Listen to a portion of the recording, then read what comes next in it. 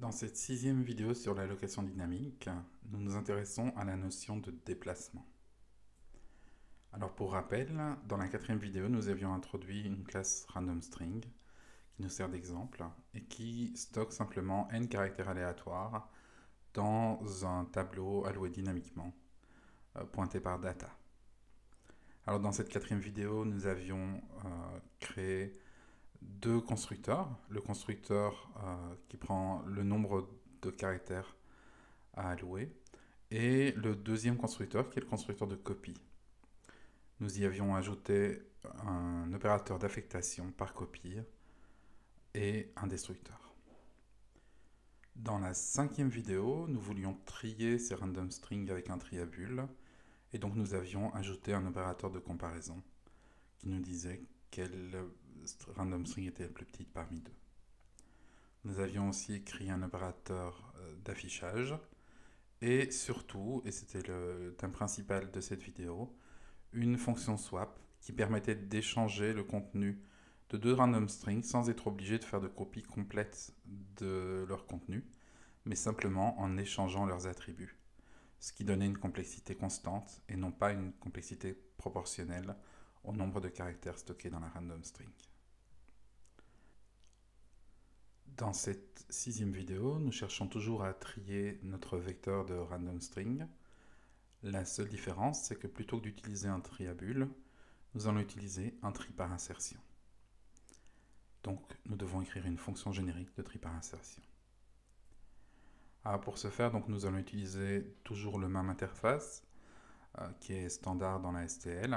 Nous allons avoir deux itérateurs qui nous indiquent le début et la fin de la plage d'éléments que nous devons trier. Ces itérateurs doivent être bidirectionnels. Cela veut dire que, essentiellement, on peut faire plus, mais on peut également faire moins pour passer à l'élément précédent. Alors, que fait cette fonction? Tout d'abord, classiquement, elle vérifie que la plage d'éléments à trier n'est pas vide, auquel cas elle retournerait directement. Sinon, ce qu'elle doit faire, c'est qu'elle doit itérer du deuxième élément jusqu'au dernier. Alors cela, ça veut dire qu'on commence avec un itérateur i qui est initialisé au deuxième élément, donc next the first, et qui va avancer tant que i est différent de last, donc jusqu'au dernier. Chacun de ces éléments itérés par i, on va essayer de les insérer dans la partie du tableau qui les précède. Pour cela, on commence par en prendre une copie dans une variable temporaire. Alors ici, la variable temporaire, on doit la définir auto, parce qu'on ne connaît pas a priori son type. C'est le type itéré par l'itérateur, mais ce serait compliqué de le trouver explicitement. C'est beaucoup plus simple d'utiliser auto. Et puis, on va chercher l'emplacement où il faut insérer et faire de la place en déplaçant les éléments qui sont plus grands que temp. Donc ça, c'est une boucle avec un itérateur j qu'on commence à initialiser à la position de i et puis qu'on va décrémenter. Et on va le décrémenter tant que soit on n'est pas arrivé au début du tableau, soit les éléments qu'on rencontre à la position précédente, donc bref de j, sont plus grands que la valeur qu'on essaie d'insérer. Donc quand on s'arrête, on est soit arrivé au début du tableau, soit on est arrivé à un endroit où, à notre gauche, on a un élément plus petit ou égal. À ce moment-là, on a trouvé la position d'insertion et on écrit dedans. Alors, ce qui nous intéresse dans ce code de tri par insertion, ce n'est pas l'algorithme en lui-même, on le connaît, on l'a vu au chapitre 3. On sait bien qu'il est de complexité grand O de n carré dans le pire des cas et en moyenne, et grand O de n dans le meilleur des cas. Ce qui nous intéresse, c'est comment nous allons manipuler nos données. Alors les données, et pas les itérateurs, mais bien les données, on les manipule à trois lignes différentes dans cet algorithme.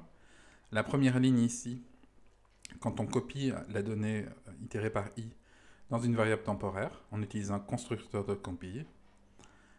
La deuxième fois à cette ligne-ci, où on déplace l'élément qui était en position avant j en position j. Ça, a priori, c'est un opérateur d'affectation. Et la troisième, c'est ici, quand on écrit temp dans le tableau à la position qu'on a trouvée. C'est aussi un opérateur d'affectation. Alors, ces trois lignes, le constructeur de copie et les deux opérateurs d'affectation, a priori, ils vont faire une boucle sur tous les caractères pour les copier. Donc, on aura une complexité qui dépend du nombre de caractères linéairement, et pas ce qu'on espérait, une complexité constante, ce qui était ce qu'on avait avec les tripes par échange. Du coup, ce tri par insertion risque d'être moins efficace qu'un tri par échange, même qu'un tri par bulle, ce qui est vraiment dommage. Alors, comment faire pour éviter ces copies? Avant C++11, nous avions essentiellement deux alternatives. On pouvait réécrire tout l'algorithme avec des swaps pour bénéficier du fait que les swaps se font en complexité constante. Alors d'une part, ça rend l'algorithme un petit peu moins efficace pour les types qui n'ont pas besoin de ça. Si vous triez des entiers, il n'y a pas besoin de faire des swaps, hein, ça va plutôt ralentir les choses. Et d'autre part, l'algorithme sera beaucoup moins beau à voir. Une autre alternative, ce serait de ne pas trier des objets directement, mais des pointeurs vers les objets. On peut trier des tableaux de pointeurs vers les objets. C'est une possibilité, mais on a vu que manipuler des pointeurs bruts directement, c'était assez délicat en C++. Et donc des tableaux de pointeurs bruts, c'est encore plus délicat, ce n'est pas nécessairement une bonne idée. Par contre, depuis C++11, on a une vraie alternative, qui est d'utiliser la notion de déplacement. Alors la notion de déplacement, ça veut dire que plutôt que d'écrire b égale a, on va écrire b égale move de a. Alors c'est une fonction de la librairie standard, donc c'est std move de a. Quand on écrit ça, en fait, on va transférer les ressources de a vers b, et on va laisser a dans un état qui n'est plus utilisable, on ne peut plus lire les contenus de a, il est indéterminé. Par contre, il reste valide, ce qui veut dire qu'on pourra détruire a sans problème. Alors, si on utilise move, ce que ça change à notre algorithme de tri par insertion, c'est pas grand-chose. On a trois lignes qui ont bougé. Cette ligne-là, celle-là et celle-là, où on a simplement écrit move de l'élément qu'on voulait copier, qui maintenant ne sera plus copié mais déplacé.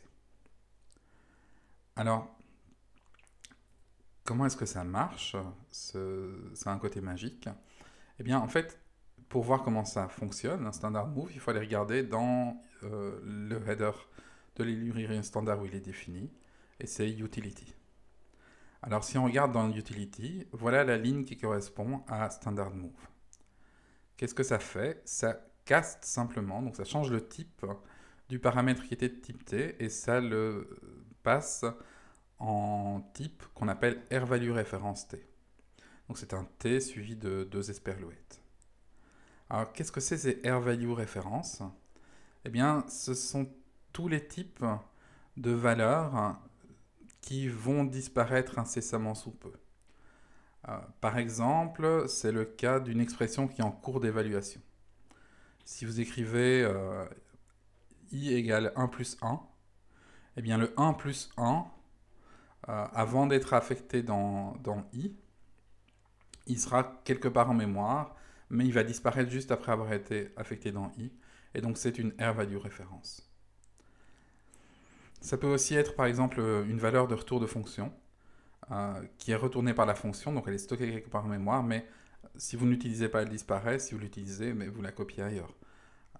Ou ça peut être le résultat d'un standard move qui caste explicitement dans ce type-là. Alors évidemment, si standard move ne fait que ça, ne fait que changer le type, ça ne suffit pas pour nous permettre d'améliorer sensiblement la complexité de nos copies qui viennent des déplacements. Pour profiter de standard move, il va falloir faire plus de choses. Il va falloir profiter du fait qu'une R-value référence n'utilisera bientôt plus ses ressources, en tout cas plus après qu'on les lui ait volées, donc ce n'est pas un problème de les lui voler. Alors pour cela, pour en profiter, il va falloir écrire deux choses. Un constructeur de déplacement, c'est-à-dire un constructeur qui prend comme paramètre d'entrée une R-value référence, et un opérateur d'affectation par déplacement, qui est un opérateur égal qui prend en entrée une R-value référence. Alors comment ça marche? Eh bien, le move constructeur, donc, il doit faire deux choses. Il doit prendre les ressources de Hodor, et il doit annuler les ressources de Hodor pour que son destructeur ne les casse pas. Donc, si on regarde notre random string, notre constructeur qui prend un R-value référence en entrée, eh bien, la première chose qu'elle fait, c'est prendre les valeurs de order. Alors ça, il suffit de copier n et de copier data. Elle peut le faire avec l'initialisation.